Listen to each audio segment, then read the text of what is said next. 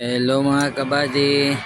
So ngayon may ituturo tayo kung paano tayo mag timing nito na 6 valve multi-cab. So ito.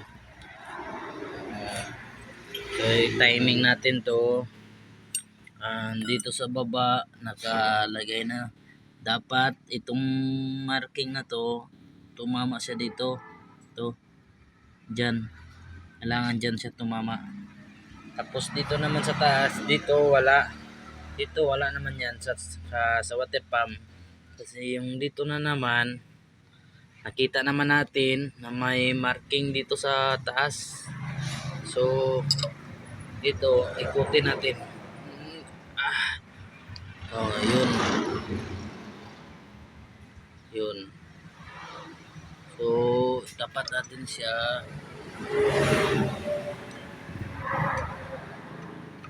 okay, lumampas. Mahirap. Ako lang kasi mag-isa eh. Inutusan ko pa yung kasama ko. Kaya ilagay natin to na maayos para may matutunan kayo.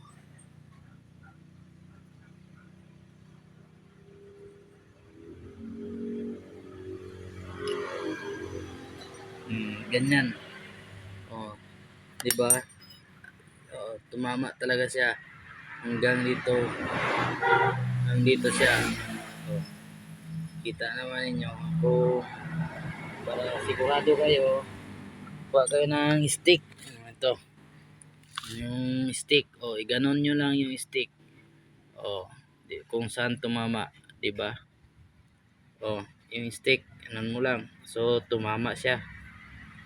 So ganda na yung pagka-timing. So yung pambelt, lagay natin tong pambelt. Pwede na tayong maglagay. Kaya lang, parang hirapan lang tayo nito.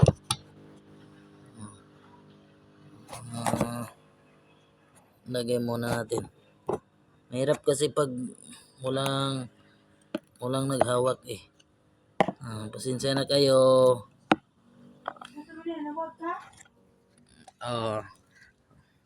Dito yung misis ko. Hawakan mo daw dito para malaman nila. Dito ka, hawakan mo muna para may matutunan sila. So ngayon, nalagay na natin to top dito at saka dito sa baba. Naka top center na din siya. Ilapit mo dito.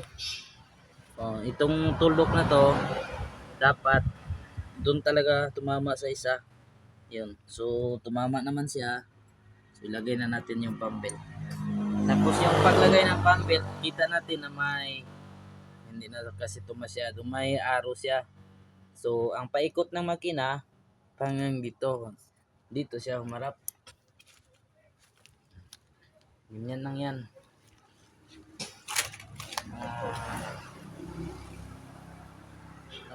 Hirap-hirap.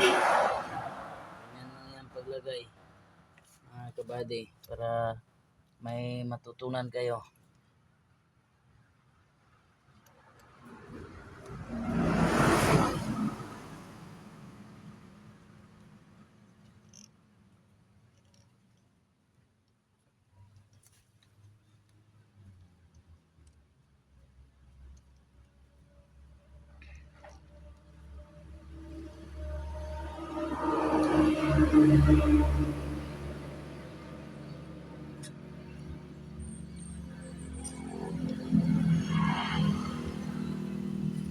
Istorya po. Ito mga kabady, higpit talaga siya. So matigas talaga. So ito na. Okay.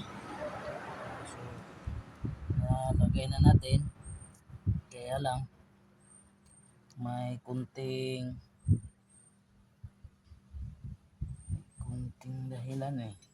So ikutin natin to para maging pat siya. So yung dito na naman, apat naman siya dito. Ganyan na. Ganyan yung mga tap niya kabady, yung timing. So yung timing dito, tama naman dito sa baba. Okay mga kabady, good luck. Sana may matutunan kayo.